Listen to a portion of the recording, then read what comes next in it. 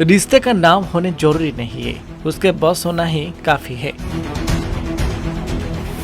संपर्कर एही परिभाषा को प्रमाणित करिछि पूर्वतन प्रधानमंत्री अटल बिहारी वाजपेयी का प्रेम कहानी। वाजपेयी जड़े एमिति व्यक्ति थिले जे बदलै दैथिले पूरा भारतर नक्शा, किंतु तांको जीवन बदलै दैथिला गोटिए झियो। वाजपेयी का हृदय बंधा पड़िथिला एक सुंदरी तरुणी पाखरे, जे थिला वाजपेयी हृदय राणी आउ तांको कवितार अकुहा कहानी। तांको प्रेम कहानी थिला बेश नियारा, आ से गोटिए चेहरा पाखरे तांको आखि सारा जीवन पाई अटकी जाइथिला। जीवन यात्रा रे साथीर साथ तो मिलिथिला, किंतु मिली नथिला साथीर हाथ। एमिति किछि थिला स्वाधीनता संग्रामी अटल बिहारी वाजपेयी प्रेम कहानी।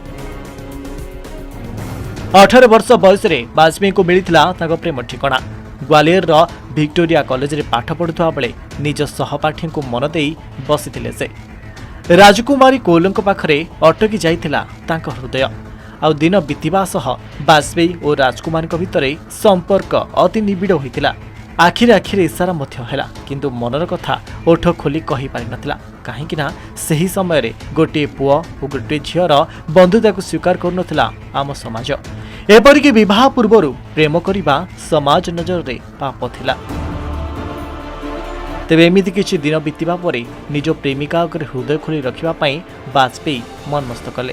प्रेम रे बाधक साजिथिबा समाज रे बेड़ी को भांगी शेषरे निज कलम मुन लिखिदेले प्रिया पई खंडे चिठी। आ चिठीटी को एक बही भितर लुचई कॉलेज लाइब्रेरी रे राजकुमारी को पई रखिथिले।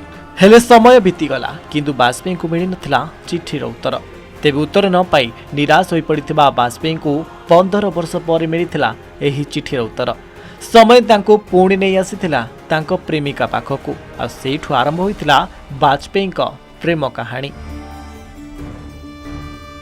तेबे एही 15 वर्ष भितरे बहुत किछि बदलाई जाइथिला। राजकुमारी कौल दिल्ली स्थित रामजोस कॉलेज रे दर्शन शास्त्र पढ़ाउथबा ब्रजनारायण कौल को विवाह करथिले। विवाह परे राजकुमारी निज स्वामी सह दिल्ली पढ़ाई आसीथिले। एपटे कॉलेज समय आरएसएस संगठन सह जोड़ी होइतिबा वाजपेयी मध्य राजनीतिर गोटिए पर गोटिए पाहाच चढ़ी संसद रे पहुंचीथिले। आ शेषरे से राजनीति माध्यम रे दिल्ली रे मध्य पहुंचीथिले। आ ए राजनीतिर डोर तांको टाणी नैथिला तांको प्रेमिका पाखको। पथ भुला बाटोटिए भली रास्ता चालू चालू से पाइथिले हजि जाइथिबा प्रेमिकार ठिकाना। थरे वाजपेयी ब्रजनारायण पाठ पढ़ाउतबा रामजोस कॉलेज छात्र छात्री को संबोधन देवा पाई अनुरोध करा जायथिला। आ अनुरोध क्रमे वाजपेयी से कॉलेज रे पहुंचीथिले।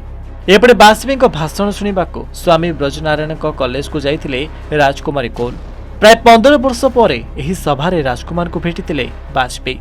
आ राजकुमारी को देखिबा परे वाजपेयी आखि आगरे नाच उठिथिला सेही पुराना दिनर कथा। आ ताजा होइथिला कॉलेज दिनर पुराना स्मृति। आ एहिठारु आरंभ होइतिला वाजपेयी प्रेम कहानीर नुआ अध्याय। आ एही समय रे से जानिबाकू पाइथिले कि राजकुमारी तांको चिठीर जवाब सेतेबेले हाँ रे देइथिले। से एक चिठी रे वाजपेयी पई निज हृदयर शब्द लिखि सेही बही भितरे रखि देइथिले। किंतु दुर्भाग्यवशतः सेही चिठीटी वाजपेयी पाखरे पहुंची पारनथिला बोली जानिबाकू पाइथिले वाजपेयी। आ एहा परे धीरे धीरे वाजपेयी और राजकुमारी मध्यरे संपर्क पूर्व परि निबिड़ होइतिला। वाजपेयी राजकुमारी कौल को भेटिबा पाई तांको घर को मध्य जाइथिले।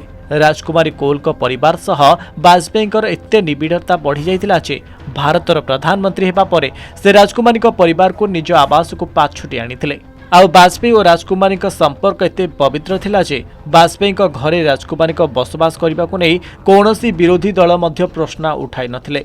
एपरिक वाजपेयी राजकुमारी को तांको घर हाईकमांड बोली कहूतबा कथा सांबादिक तथा लेखक करण थापर तांको आत्मजीवनी रे लिखिछन्ति। निज मृत्यु पर्यंत राजकुमारी वाजपेयी साथी थिले। आ राजकुमारी मृत्युर 4 वर्ष परे वाजपेयी मृत्यु घटितिला। एमिति किछि थिला वाजपेयी प्रेमर कहानी। संपर्कर ना नथिला, किंतु दुहे बांधी होइतिले गोटे डोरी रे। ब्यूरो रिपोर्ट नीति राजनीति।